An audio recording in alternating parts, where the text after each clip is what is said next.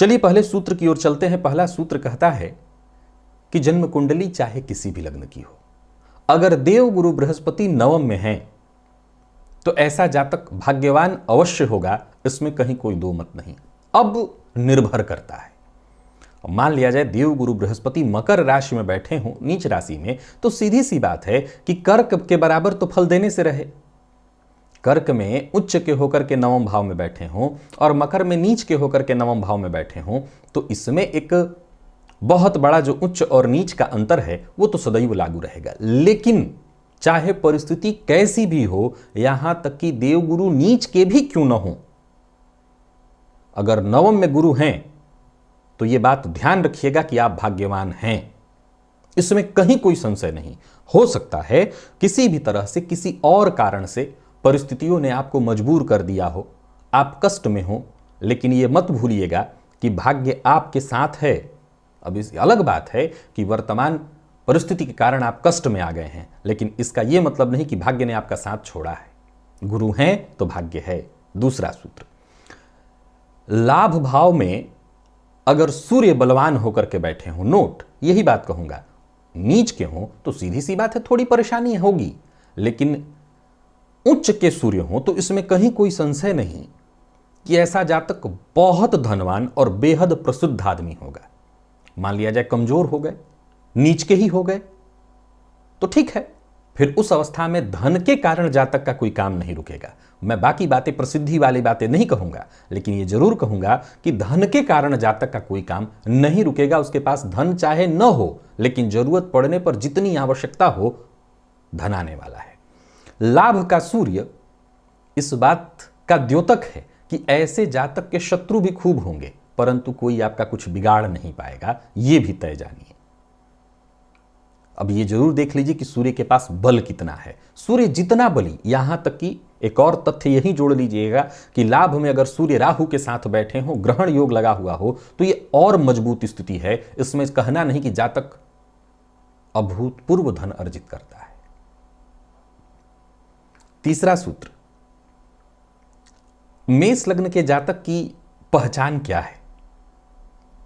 मेष लग्न के जातकों को देखते ही पहचाना जा सकता है।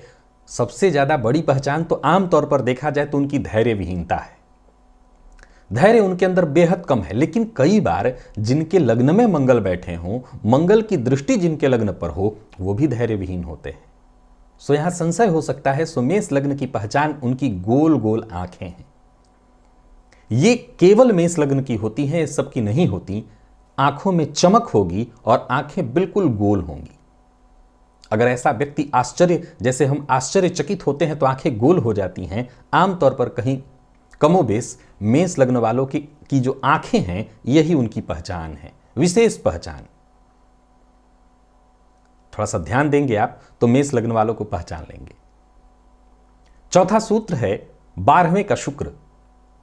यह जातक को अत्यंत सौभाग्यशाली बना देता है। अब यह निर्भर करता है कितना बली है।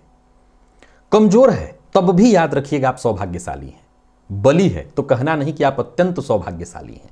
इस सूत्र को नोट रखिएगा। लग्न कोई हो, कोई भी लग्न हो, शुक्र 12वें में है मतलब भाग्यशाली, बली है सौभाग्यशाली।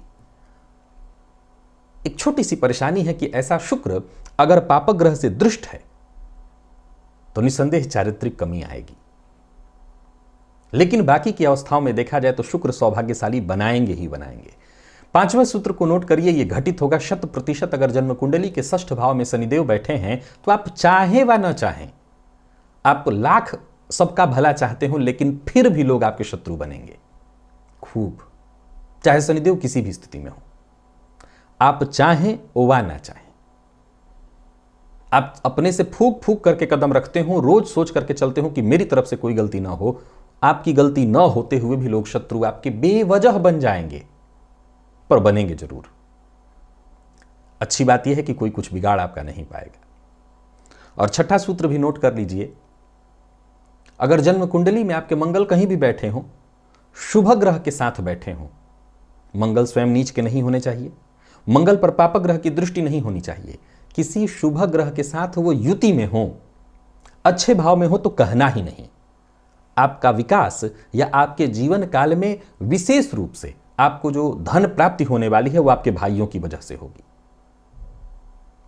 अब अगर यह मंगल पीड़ित हो जाए तो फिर संभावना इस बात की नहीं है, यह सूत्र बिना काम का हुआ आपकी कुंडली में। परंतु अगर मंगल किसी शुभ ग्रह के साथ है और पीड़ित स्वयं नहीं है, पापग्रह से दृष्टि इत्यादि या किसी और प्रकार से पीड़ित नहीं है, तो आप तय जानिए कि आपके धन लाभ में, आपके विकास में आपके भाइयों का योगदान होगा या आपके भाई का योगदान होगा। बड़ा छोटा कोई भी हो चलेगा, परंतु भाई के वजह से आपका विकास होने वाला है, आपको धन प्राप्त होने वाला है। ये 6 सूत्र आप घटित कर लीजिए, किसी भी कुंडली में 100% घटित हो जाएंगे।